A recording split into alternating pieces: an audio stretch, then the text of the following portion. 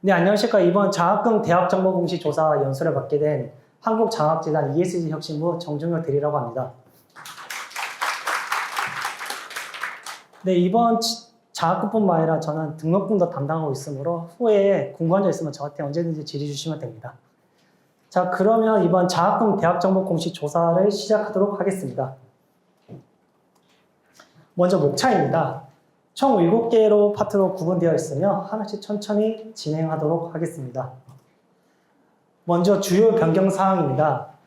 저희가 학비 감면 준수 여부라고 해서 기존에 학교들의 등록금 수입을 조사하는 항목이 있었어요. 근데 거기에 이번에 교육부에서 요청한 사항이 있어서 외국인 등록금 수입분을 추가로 조사하게 돼 있어요. 그래서 표에 보시면 파란색 부분이 기존에 있던 부분이에요. 그래서 여기는 말 그대로 학교가 내외 국민한테 벌어들인 등록금 수입을 다 적는 칸인 거죠. 이 옆에 빨간색 칸이 이번에 새롭게 신설된 외국인 등록금 수입 부분이고요. 여기는 말 그대로 외국 국적을 가진 학생들이 낸 등록금 수입을 적으시면 됩니다. 이걸 하는 이유는 현재 아시다시피 외국 유치 정책 및 대학 재정 건전성 등을 파악하기 위해서 하고 있고요. 이 빨간색 부분 같은 경우에는 대학 정보공시에 미반영되는 상황입니다. 그래서 이 부분은 최대한 하실 수 있는 데까지 최선을 다해서 해주시면 될 것 같고요. 크게 부담을 안 가셔도 될 것 같습니다. 다음은 저희 정보공시 조사 개요입니다. 저희가 총 4개의 장표를 공시를 하고 있는데요. 먼저 첫 번째로 이 12-1 장학금 수의 현황이라는 화면입니다. 이 표를 보시면 쭉 적혀있는데 이게 선생님들이 학기별로 장학금 내역을 입력하십니다. 그러면 그거를 총 집계해서 이 장표에 맞게끔 설정이 돼서 대학 알림에 공시가 되고 있습니다. 이 밑에 부분은 학비 감면 준수 여부라고 해서 선생님 학교의 등록금 수입 그리고 그 밑에 뭐 경제사정 권한테 준 장학금 이런 내역들이 들어가게 되어 있습니다. 여기 이 화면은 없지만 이 12-2 학자금 대출 현황이라는 표가 있는데 이거는 선생님들께서 직접 작성한 게 아니라 저희 재단 학자금 대출부에서 선생님들께 대출금이 맞는지 그냥 단순히 참고하라고 저희가 보여주는 장표이고요. 선생님께서는 이 건포상에 있는 대출 금액과 저희가 제공해주는 이 대출 현황에 있는 자료 일치 여부만 확인하시면 되고요. 그게 만약에 이상이 있다고 하면 저희 재단의 학자금 대출부로 연락 주시면 됩니다. 그 다음은 등록금 납부 제도인데요. 저희가 이번 3, 4월 달에 등록금을 조사했습니다. 그 당시에는 이 등록금 납부 제도의 실시 현황을 조사했는데요. 말 그대로 등록금 납부 제도를 실시하고 있는지, 분할은 어떻게 하고 있는지, 납부 수단을 카드로 하고 있는지 그런 것들을 조사를 했습니다. 그래서 이번에 조사한 내용은 이 수단을 바탕으로 실제 이용 현황은 어떻게 됐는지를 조사하는 겁니다. 네, 그 다음에는 여기 국공립대 세분화가 적혀있지만 사립대도 마찬가지로 조사를 하고 있거든요. 그래서 전년도 기준 2024학년도죠. 그 결산 내역을 입력하시는 거고요. 이 내역을 입력하시고 이 밑에 있는 또 계절학기 수업료도 입력을 해주시면 이 국가일 등록금 산정 근거라는 게 자동으로 저희가 생성이 돼요. 그래서 선생님들께서는 아까 위에 있었던 이 등록금 납부 제도 그리고 여기 있는 수입 지출 세부 내역 그리고 이 계절학기 수업료를 작성하신 다음에 저장 버튼 누르고 제출만 해주시면 이 등록금 산정권을 저희가 자동으로 보내드립니다. 다음은 저희 장학금 정보공시 조사 일정입니다. 현재 이 일정 픽스가 되어 있고요. 저번 주 목요일 경에 여러분들께 다 공문으로 발송이 됐을 겁니다. 공문을 못 받으신 분께서는 다른 부서가 접수했을 수도 있고 만약 못 받다고 하시면 저희 요청해 주시면 다시 한번 재발송을 드리겠습니다. 그리고 추가로 말씀드릴 부분이 저희가 저번 주 금요일부로 장학금 매뉴얼 책자로 다 발송해 드렸거든요. 그래서 만약 못 받으신 분이 있으면 저희 쪽에 한번 연락을 주십시오. 네, 먼저 1차 조사는 7월 7일부터 18일 18시까지 진행하는데요. 그냥 본 조사라고 생각하시면 되십니다. 저희가 18일까지 조사된 걸 바탕으로 대기업의 일괄 데이터를 연계 보냅니다. 그 다음에 18일부터 2차 조사 이 사이에 저희가 정비 기간을 갖추는데 이 기간 내에는 대학들이 제출한 자료 중에 오류가 있는지 없는지 저희가 검증을 하고, 그 다음에 이제 선생님 학교들에서 학과 정보가 누락된 경우가 있어요. 그거를 보완하는 기간을 생각하시면 되세요. 그래서 제가 알고 있기로는 이 학과 정보가 7월 16일자가 마지막으로 저희 보는 데이터라고 알고 있어요. 그래서 만약 1차 조사 때 학과 정보가 누락됐다고 하시면 7월 16일까지는 무조건 대교 측에 학과 정보 수정을 요청해 주셔야 합니다. 네, 다음 2차 조사입니다. 2차 조사 기간은 1차 조사 때 입력한 내용을 수정하거나 미제출한 대학들이 다시 한번 제출하는 기간입니다. 저희가 이거는 첫째 1차 조사와는 다르게 마지막 날 11시까지만 진행하고 있습니다. 이렇게 조사를 하다 보면 이 기간을 지나서 제출하려고 하는 분들이 계시는데, 이거는 저희 교육부와 대교육과 저희 재단 간의 약속된 일정이기 때문에, 또한 대학 간의 공증안에 의해서 제가 일정을 변경이 될 수가 없거든요. 그래서 되도록이면 기한 내에 다 제출해 주시길 바라고요. 만약에 이 기한 내에 제출을 못 하시거나 수정할 부분이 있다고 하시면 저희가 이 정보 공시가 다 끝난 9월 달부터 수정 및 제출이 가능하십니다. 네, 다음은 결과 분석입니다. 여러분들이 2차 조사까지 낸 데이터를 바탕으로 저희가 다 분석을 하고, 이걸 바탕으로 저희가 대교육과 데이터 검증을 하고, 그 결과를 교육부가 8월 말에 대국민 발표를 합니다. 그 다음에 아까 말씀드린 것처럼 9월부터는 이제 틀린 내역이 있으면 정정이 가능해지는 거겠죠. 이 정정이 가능해진 기간에는 올해 것만 아니라 그 이전 연도 것도 수정이 가능하거든요. 그래서 혹시 올해 하시다가 잘못된 내역이 발견되시면 9월 달부터 수정 공문을 주시면 됩니다. 네, 다음은 장학금 입력 기준 및 범위입니다. 저희가 장학금에 해당하기 위해서는 여기 빨간색 글씨는 1번부터 4번까지 여기에 다 해당이 돼야 됩니다. 먼저 재적학생입니다. 저희는 재적학생의 그 정의를 재학생, 휴학생, 그리고 학사학위 취득 유예 학생까지만 했었습니다. 근데 수료생 같은 경우에 저희가 보니까 학교마다 다르긴 했는데, 어떤 학교는 관계 규정에 수료생의 경우에 재적학생으로 본다는 말이 있더라고요. 저희도 이런 경우에는 다 이 재적학생 인정해 드리고 있습니다. 그래서 이 수료생의 경우에 있는 여부는 선생님들이 대학 관계 규정을 확인하셔서 재적학생 여부를 파악하시면 될 것 같습니다. 그리고 재적학생에 해당하지 않는 사례들이 있는데요. 특히 외국인들이 이런 경우가 많아요. 교환 연수생, 방문 학생, 시간제 학생, 어학연수생. 이런 학생들은 정규과정 학생들이 아니니까 재적학생을 가져오지 않고, 이 학생들한테 준 장학금으로 인정되지 않습니다. 단 옆에 보시면 예상이 있는데, 일반 전형, 즉 일반 내국인이 들어올 수 있는 학과에 들어오는 외국인도 있고, 그리고 교내 외국인 특별 전형으로 들어오는 경우가 있습니다. 이런 경우는 재적학생에 해당하므로 이 학생들이 수혜받은 장학금은 장학금에 해당이 되므로 입력하셔야 됩니다. 두 번째는 대학 관계 규정 명시입니다. 일단 장학금이 나가려고 하면 대학 관계 규정에 이 장학금이 어떤 사유로 어떤 명목가 나가는 것, 이런 명시가 되어 있어야 돼요. 그리고 세 번째는 객관적 입증 자료인데, 보통은 교내 자금 같은 경우는 대학 관계 규정이 있지만 교회 자금 같은 경우는 객관적 입증 자료가 부족한 경우가 많아요. 그래서 저희도 알고 있는데, 선생님들이 교회 자금을 파악하기 위한 수단이 좀 어려우세요.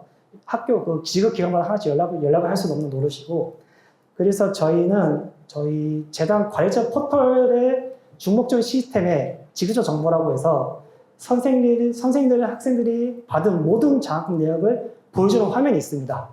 그래서 그 화면형 데이터를 저희가 활용하라고 말씀드리고 있어요. 네 번째는 장학 목적인데요. 말 그대로 이 장학금이 이 학업과 연관성 있는 활동에서 지급해야 되는 겁니다.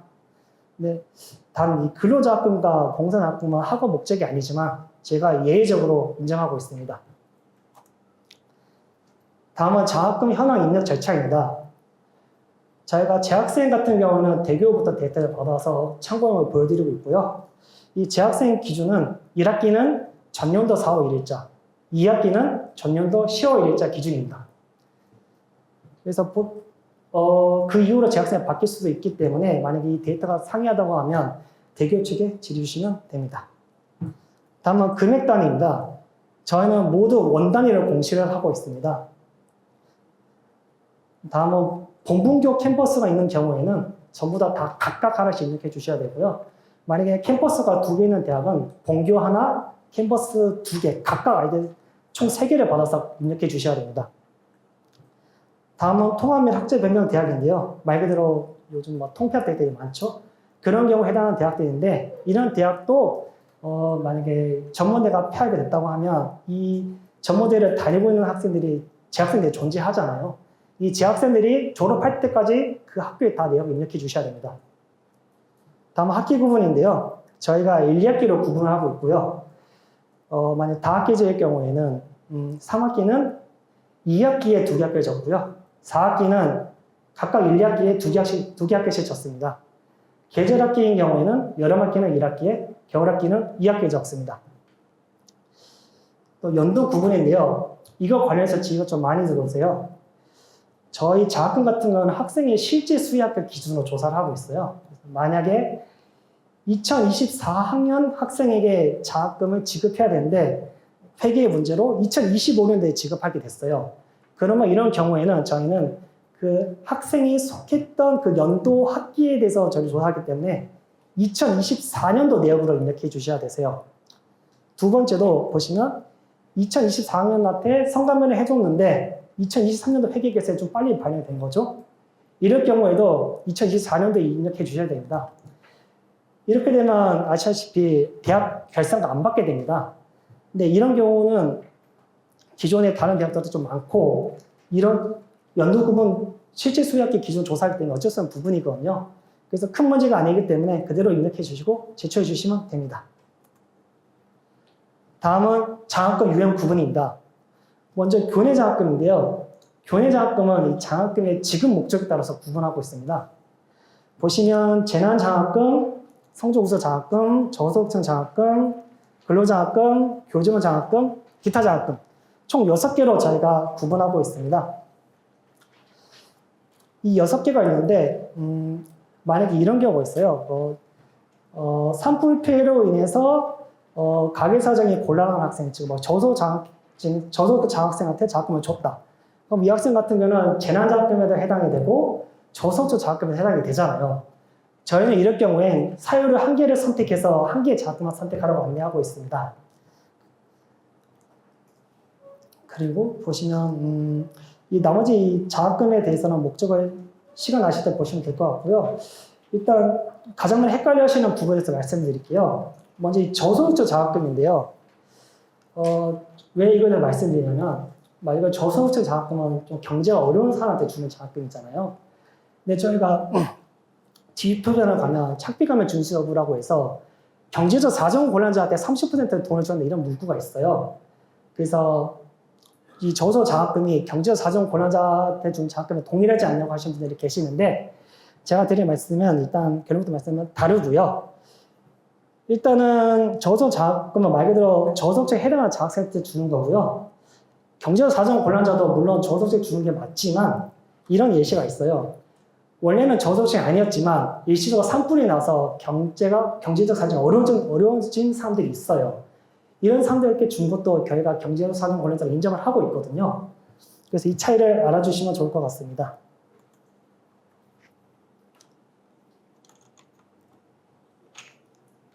그리고 이 재난장학금, 성적 우수, 저소득층, 근로, 교직원 이 수혜 명목과는 약간 좀 애매한 부분이 있으면 이 기타 장학금을 넣으시면 됩니다.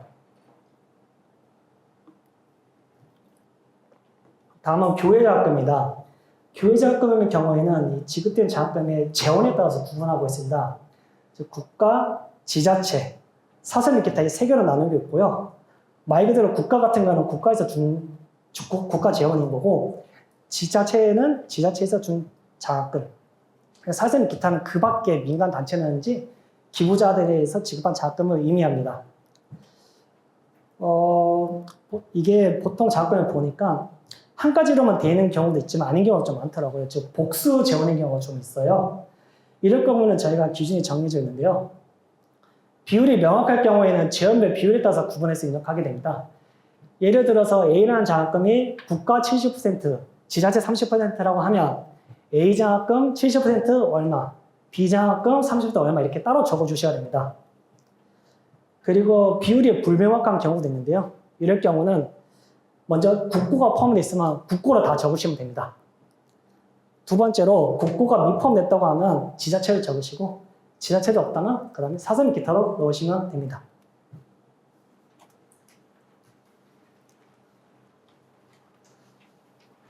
다음은 학비 감면 준수 여부입니다. 학비 감면 준수 여부는 대학 등록금에 관한 규칙을 보시면 이런 말이 있어요. 대학 등록금 수입 중에 10%를 교내장학금, 그 등록금 감면을 해야 되고 그 등록금 감면액의 30%에 해당하는 등록금을 수입을 경제적 사정 권리자한테 줘야 된다고 정의를 하고 있어요. 그래서 그 내용들을 조사하기 위한 내용입니다. 학비 감면 준수 여부가. 그렇기 때문에 학비 감면 준수 여부는 이 비등록금 회계를 제외한 등록금 회계, 즉 등록금성 재원을 준 장학금 내용만 입력할 수 있는 거죠. 일단 처리 기준을 보시면 금액은 원 단위로 공시하고 있고요. 학기는 앞서 말씀드린 장학금 내역과 다르게 연간 단위로 조사하고 있습니다. 그리고 알으셔야 될 게 저희가 이 등록금 수입에는 이 계절학기와 이 단기 수강료 같은 이런 비종류 과정은 제외가 되어 있어요.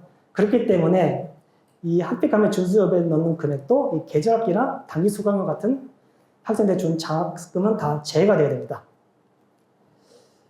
네, 본분교 캠퍼스 내역인데요. 본교나 분교 같은 경우에는 분리해서 입력해 주셔야 되세요. 예를 들면 고려대 세종 이런 경우가 있겠죠. 캠퍼스 같은 경우에는 아까 말씀드린 장학금과 다르게 본교에만 입력하시면 됩니다. 통합대학 같은 경우에는 통합한 대학, 대표 대학에 통합해서 넣고요. 정 입력이 어렵다고 하시면 분리해서 넣으셔도 됩니다. 네, 이제 10% 이상 준수율에 대해서 말씀드리겠습니다. 아까 말씀드린 것처럼 법에 있는 내용이고요. 전체 학생이 납부해야 할 등록금 총액의 10% 이상에 해당하는 등록금을 학생에게 면제하거나 감액하여야 한다. 이게 대학 등록관에 갖춘 규칙 제3조 제2항에 있습니다. 산식은 이렇습니다. 학비 감면 인정액을 등록금 수입을 나눈 게 10% 이상이 돼야 되는 겁니다. 이 10% 이상은 학부랑 대학원을 각각 산출해 주셔야 되고요. 각각 10% 이상을 달성해 주셔야 됩니다. 네, 등록금 수입은 말 그대로 입학금과 수험을 더한 합이고요. 말씀드린 것처럼 단기 수강료 수입과 계절학기는 제외가 됩니다. 네, 그 다음 학비 감면 교내 장학금인데요. 보시면 저희가 등록금성 재원을 이용한 장학금을 지급하게 되는데 예외가 있어요. 생활비성이지만 그 근로자학성이나 봉사자학금의 경우에는 이 학비 감면 최대 한도 내에서 인정이 가능하거든요. 이 부분 관련해서는 제가 다음 페이지에 한번 안내 드릴게요. 이 최대 한도 내 학비 감면액이라고 하는 거는 등록금에서 등록금 감면 목적을 장학금 뺀 금액이라고 보시면 되세요. 그래서 그 예시로 밑에 보시면 학생 A가 등록금이 550만 원이에요. 근데 400만 원의 등록금을 받았고 200만 원을 생활비성 근로자금을 받은 경우에요. 그러면 이 학생의 등록금 400만 원이기 때문에 550에서 400을 빼면 150만 원만큼만 최대 한도 내 학비 감면액이 되는 거예요. 근데 이 학생이 근로자학금, 생활비성 장학금 200만 원을 받았기 때문에 200만 원에 이 150만 원만큼은 등록금성으로 인정할 수 있다는 거죠. 그래서 이런 내역들이 있다면 이 학비 감면액에 넣어주시면 되고요. 선생님도 이거 질의 좀 해주시는데 저희도 말씀드릴 수 있는 부분이요. 이거는 학생 개개별로 다 계산을 해주셔야 되는 부분이어가지고 좀 힘드신 건 알겠지만 협조 좀 부탁드리겠습니다. 다음은 30% 이상 준수 여부입니다. 네, 대학 등록권에 관한 규칙 제3조 제2항에 있는 내용이고요. 경제적 사정 곤란한 학생에게 감면 액수가 총 감면액의 30% 이상이 되어야 된다는 거죠. 이 총 감면액이라고 하면 이전에 말씀드린 요 10%에 해당하는 금액입니다. 네, 산식은 경제적 사정 곤란한 자한테 지급한 장학금을 학비 감면 인증을 나누는 겁니다. 이 경우는 10% 이상은 다르게 학부와 대학원을 통합 산출하고요. 학부와 대학원을 더한 값이 30% 이상이 돼야 됩니다. 이거에 대해서 말씀드릴 부분인데 간혹 선생님께서 각각 산출하면 어떠냐고 하시거든요. 예, 저희가 과거에는 원래 각각 했었어요. 근데 아시다시피 대학원은 경제 사정이 좀 어려운 학생들이 좀 덜 가는 경우잖아요. 그렇기 때문에 대학원이 달성하기 어렵다고 하셔가지고 저희가 통합상처를 바꾼 경우입니다. 네, 다음은 이 학비감면에서 가장 이슈가 되는 경제 사정 곤란한 학생을 지급한 학비감 인정액에 대해서 좀 말씀드릴게요. 이게 저희가 2021년도까지는 영구간부터 5구간 소득분에 해당하는 자한테 준 장학금이 되어 있었거든요. 근데 이게 아무래도 대학들에서 달성하기 어렵다 보니까 저희가 22년도부터 대학 관계 규정에 의해 자체적으로 정의한 경제적 사정 곤란자라고 대학 재량에 맡겼어요. 근데 이렇게 맡기다 보니까 학교 측에서도 좀 더 정확한 가이드가 필요하다고 하셔가지고 저희가 올해부터는 이 소득분이 국가장학금을 받은 자들도 마찬가지로 경제적 사정 곤란자에 넣을 수 있다고 했습니다. 그래서 소득분이 국가장학금을 받은 학생들이 있다면 이 경제적 사정 곤란자에 다 넣으시면 됩니다. 이 예외 같은 경우는 10%, 30%에 대한 이 계산 사례를 넣은 거기 때문에 시간이 되실 때 보시면 될 것 같습니다. 다음은 이 학비 감면 준수 여부에 대한 사례인데요. 일단은 이렇게 생각하시면 됩니다. 학비 감면 대상 10% 금액은 교내 장학금이면서 등록금성이면 다 학비 감면 대상입니다. 근데 여기서 경제적 사정 곤란자한테 준 거다 하면 이 경제적 사정 곤란자한테 해당이 되는 겁니다. 그래서 이 학비 감면 대상에서 한 단계 더 들어가서 경제적 사정 곤란자 줬다고 하면 경제적 사정 곤란자 대상 금액이 되는 거겠죠. 이걸 기억하시고 이 표를 보시면 교내 장학금이면서 등록금성이면 전부 다 이 학비 감면 대상이 되는 거고요. 교내 장학금이면서 등록금성이면서 경제적 사정 곤란자 준 장학금은 30%에 해당되게 됩니다. 근데 아까 말씀드린 것처럼 예상이 있는데요. 뭐 근로장학금이라든지 봉사장학금의 경우에는 최대 학비 감면 한도 내에서 추가로 인액이 가능합니다. 저희 파란색 표시한 부분들은요, 아까 말씀드렸는데, 이 저소득 장학금인데, 수혜자가 일반 학생일 경우에는 학비 감면 대상이 되지만, 이 경제사정곤란자 30%는 미에 해당되는 내용입니다. 네, 그 다음에 또 말씀드릴 부분이, 저희가 아까 말씀드린 것처럼 교내 장학금이 총 다 6개가 있어요. 기타 장학금 포함해서. 하지만, 저희가 장학금 유형과 상관없이, 경제적 사정곤란자에게 지급한 등록금성 장학금은 모두 다 경제적 사정곤란자 대상금에 해당됩니다. 예를 들어서 성적 우수 장학금을 어떤 학생한테 줬어요. 근데 알고 보니까 이 학생이 경제적 사정이 어려운 학생이었던 거죠. 그러면 이 성적 우수 장학금도 이 경제적 사정곤란 장학금에 넣을 수 있습니다. 다음은 장학금 정보 공시 조사 절차인데요. 저희 시스템 기준으로 설명드릴 겁니다.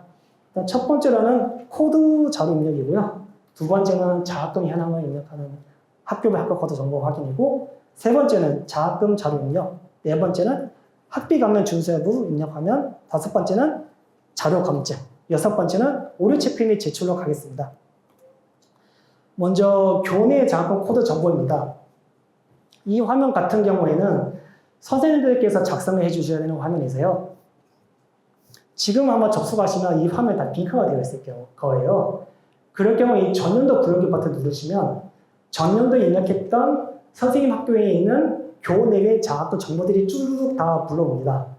여기서 많이 없다고 하시면 개별 버튼, 이 추가 버튼 눌러서 추가해 주시면 되고요. 그게 좀 번거롭다 하시면 이 서식을 다운하신 다음에 엑셀로 이걸 업로드 해주시면 됩니다. 네, 이 서식을 다운받으면 이런 양식이 되는데요. 일단 양식을 다운받기 전에 아까 말씀드린 이 전년도 블로그 기능을 누르신 다음에 서식 다운 버튼을 누르셔야 됩니다. 그러면 이렇게 기존된 내용들 쭉 다 나오고요. 추가 내용이 있으면 여기다가 적어주시면 됩니다. 좀 여기서 선생님들 실수하는 분들이 좀 계시는데요. 좀 말씀을 들어보니까 학교 내부적으로 쓰는 양식들이 존재하는 것 같더라고요. 그래서 저희는 이 빨간색 테두리 부분 있죠. 이 부분을 건드리는 순간 업로드가 안 되거나 오류가 뜨거든요. 그렇기 때문에 이 부분 꼭 수정 안 하시고 올려주면 좋을 것 같습니다. 네, 다음은 학교별 합격카드 정보인데요. 이게 저희가 전화를 제일 많이 받아요.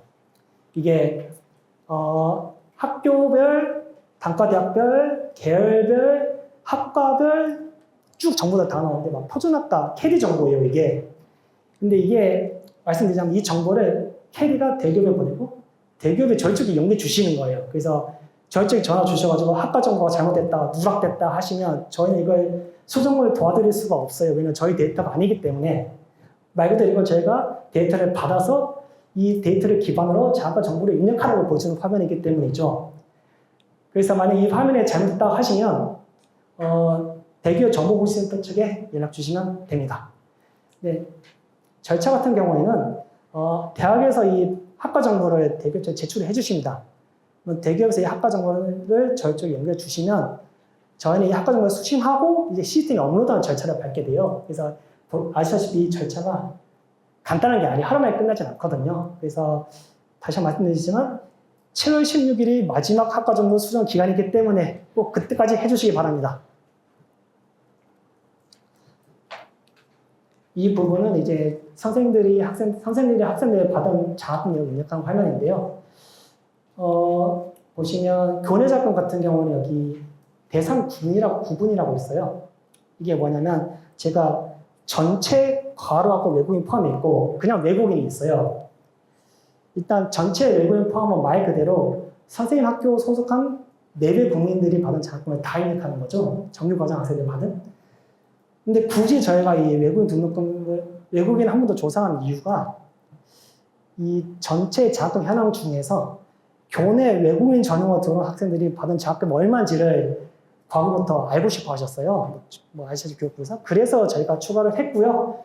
실제로 장학금 현황 장표를 보시면 맨 끝에 보시면 교내 외국인 전형 장학금 얼마라고 적혀 있습니다. 그걸 산출하기 위해서 저희가 이렇게 별도로 하고 있고요. 불편하시겠지만 이렇게 한 번 더 입력 부탁드리겠습니다. 다음은 이게 업로드하는 양식인데요. 일단은 아까 말씀드린 바와 같이 이 빨간색 부분은 절대 건드시면 안 됩니다. 간혹 가다가 한 개가 누락됐다고 하시면 보면 이 핵만 날려서 없는다는 분도 계시더라고요. 그럼 말 그대로 이 데이터가 이 위로 올라가기 때문에 내역이 잘못 반영이 됩니다. 그리고 그 다음 대표 나온 오류가 이 노란색 부분이 저희가 다 필수 값들이거든요. 그래서 이 노란색 값들이 다 똑같이 입력하는 분들이 계세요. 그러면 저희가 중복값 값으로 인식해서 업로드가 되지 않습니다. 이럴 경우에는 브이로그를 쓰시는지 그 밖에 X 기능을 쓰셔가지고 중복값 여부를 확인해 주시면 됩니다. 다음은 장학생 실인원 부분인데요. 일단 이 화면은 공시에 반영되는 화면이 아닙니다. 하지만 저희한테 조사를 해달라고 하셔서 저희가 조사를 하는 항목이고요.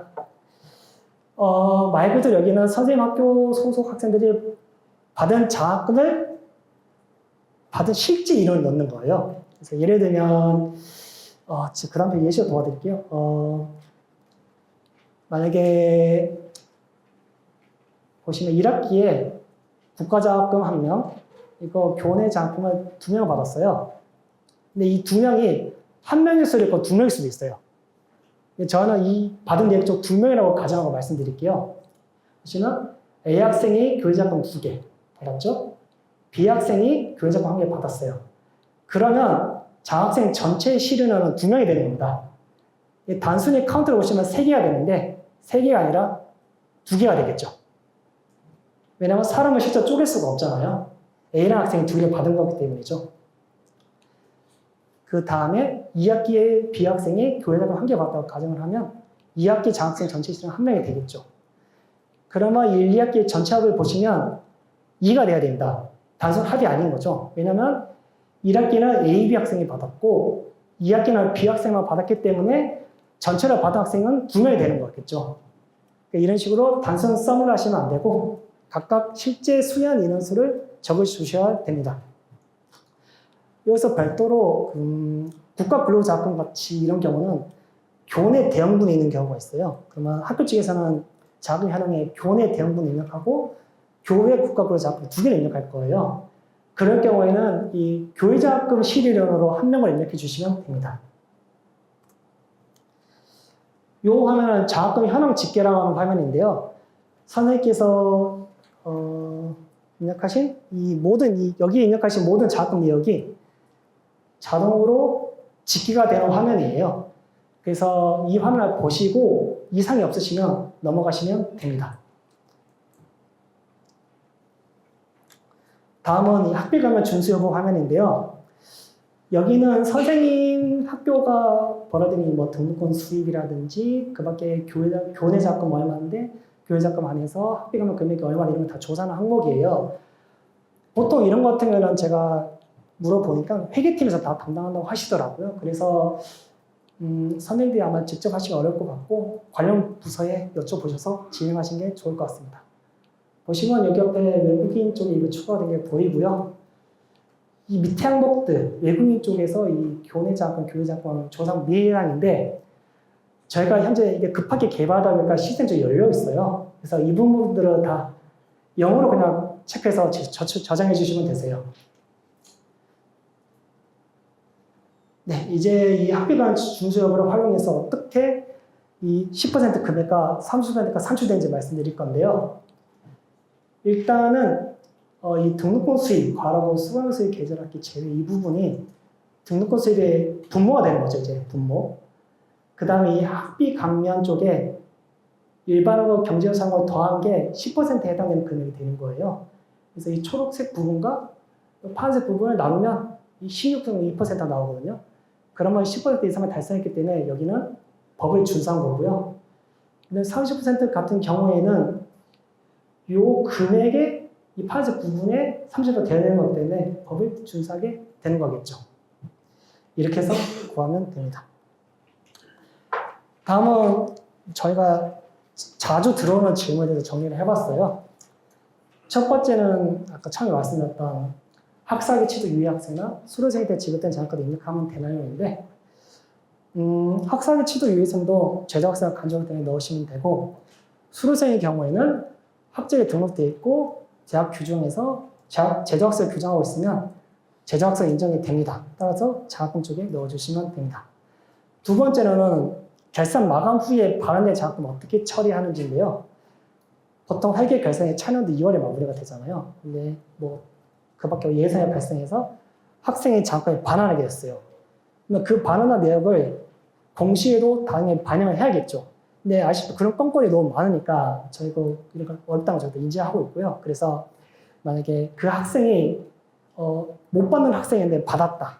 아니면 학교 선생님이 만약에 일회는 잘 없지만 착오로 이렇게 해서 지급했다. 이런 경우만 반환 처리해 주시고 공시 정정해 주시면 되고요.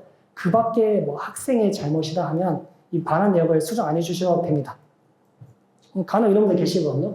학생 잘못을 복장만 반환했다. 그것도 넣어야 되냐 하면 저 학생 잘못이기 때문에 저희 쪽에는 수정하지 않으셔도 된다. 이렇게 안나오고 있습니다. 다음은 재학생 관련인데요. 재학생 인원수가 안 맞다. 기준이 뭐냐 물어보시는데 기준은 말씀드린 것처럼 4월 1일, 전년도 4월 1일자, 전년도 10월 1일자고 이 데이터는 저희가 아니라 대기업 정보공시센터가 받아와서 저희가 참고로 보여드린 거기 때문에 대기업 측에 질의 주셔야 됩니다. 다음은 학교별 학과 코드 내역인데요. 이것도 마찬가지로 대기업 정보공시센터에서 저한테 주시는 거거든요. 이 화면이 아까 말씀드렸던 이 화면입니다. 학교별, 학과별, 계열별, 학과별, 뭐 KD 표준 코드 뭔지 다 적혀 있는 건데 이게 안 맞으면 선생님들 장학금액을 입력하실 수가 없어요. 그렇기 때문에 7월 16일까지 꼭 말씀해 주시기 바랍니다. 네, 다섯 번째는 학비감면 경제적 사정 곤란자를 어떻게 입력하면 되나요인데요. 아까 제가 말씀해드린 부분 참고하시면 될 것 같고 일단은 제 원칙은 대학 관계 규정에 정의한 자를 다 넣으시면 됩니다. 그리고 두 번째로는 장학금 종류와 상관없이 성적 우수든 뭐 교정 장학금이라든지 재난 장학금이라든지 받은 자가 경제적 사정 곤란자였다. 그러면 전부 다 경제적 사정 곤란자 금액에 넣으시면 됩니다. 그리고 이번 추가된 게 소득분의 국가작품 수혜자도 마찬가지로 경제적 사정 곤란자에 넣으시면 됩니다. 그 다음 여섯 번째입니다. 조사 기간 이후에 이제 틀린 내역을 이제 발견하신 거죠. 이럴 경우는 저희가 기존에 뭐 저희뿐만 아니라 대기업도 공문 통해서 안내 드리고 있고요. 그리고 저희 아까 보여드린 메뉴 책자도 내용이 다 적혀있으니까 참고하시면 됩니다. 제가 그 부분을 발췌해서 간단하게 말씀을 드릴게요. 일단 대학에서 공문을 발송해 주셔야 됩니다. 수인처는 좀 많아요. 교육부 청년자격지원과, 교육부 교육데이터 담당관, 한국대학교육협의회 정보센터, 그리고 한국장학재단. 이렇게 네 곳이 주시면 되고요. 그 다음에 오류정보 정지 요청서, 그 다음에 정정전호장표, 증민자료, 이 세 가지를 꼭 공문에 첨부해서 보내주셔야 됩니다. 간혹 가다가 이 수신처를 한 군데 누락하시는 분들 계시거든요. 그러면 저희가 공문을 다시 받아야 돼요. 그렇기 때문에 수신처는 주의하셔서 제출해 주시기 바랍니다. 이 공문을 제출하면 끝이 아니라 이제 저희 한국장학재단의 등록부 장부 통계조사팀에 접속하셔서 수정 권한을 요청해 주셔야 되세요. 그러면 저희는 공문과 비교를 해서 수정 권한을 부여해 드리거든요. 이제 그때부터 이제 선생님이 들어오셔가지고 데이터를 고치시는 거예요. 간혹가다 공문만 보내시면 저희가 고쳐주는 걸로 알고 계시는 분들 계신데 그게 아니라 선생님께서 직접 들어오셔서 수정을 해주셔야 됩니다. 수정 다 하시면 제출하시게 되는데 이 제출 내용이 만약에 공문상에 보내주신 내용과 불일치하게 되면 저희가 이거를 제출을 하지 않아요. 이렇게 하면 선생님들이 저희 쪽에 다시 공문을 보내주셔야 되거든요. 왜냐면 아시다시피 대터가 대구민 공식 자료고 저희는 거기에 따라서 그 증빙 자료가 있어야 되기 때문에 부담스럽겠지만 공문을 다시 받고 있습니다. 이게 이제 그 다음에 공문 내용과 일치하게 되면 저희가 이 내역을 대기업 공식센터 연결하게 되는데요. 제가 내일 5시경에 이걸 연결을 합니다. 제가 이걸 연결을 하게 되면 다음날 정도에 공식센터 입력 시스템에 반영이 되거든요. 그래서 선생님께서는 공식센터 입력 시스템에 들어가셔서 저희 쪽에 보낸 내역이 올바른지 확인해 주시고 맞다고 하시면 제형 요청 게시판에 제형 요청을 해주시면 됩니다. 그러면 이제 대교체 처리해 주시면 대학 알림에 선생님이 고치신 내역이 반영되게 되는 겁니다. 네, 여기까지 끝이었고요. 저희가 통계조사 전담 상담센터 운영하고 있어요. 그래서 제가 전화번호 1599-2260을 적어놨는데 이분 보통 전화 주시면 이분들이 다 응대를 못 하실 거예요. 그래서 이분들이 하시는 역할은 선생님이 지르 주신 내용, 선생님 소속, 상황, 전화번호만 절대 좀 주세요. 그럼 저희는 그거에 바탕 다시 콜백을 해드리는 거고요. 그래서 다소 시간이 좀 걸릴 수도 있어요. 그래서 제가 최대한 열심히 노력하고 있으니까 잠시만 기다려 주세요. 네, 여기까지가 정보공시조사였고요. 혹시 궁금한 점 있으면 말씀해 주시면 되겠습니다.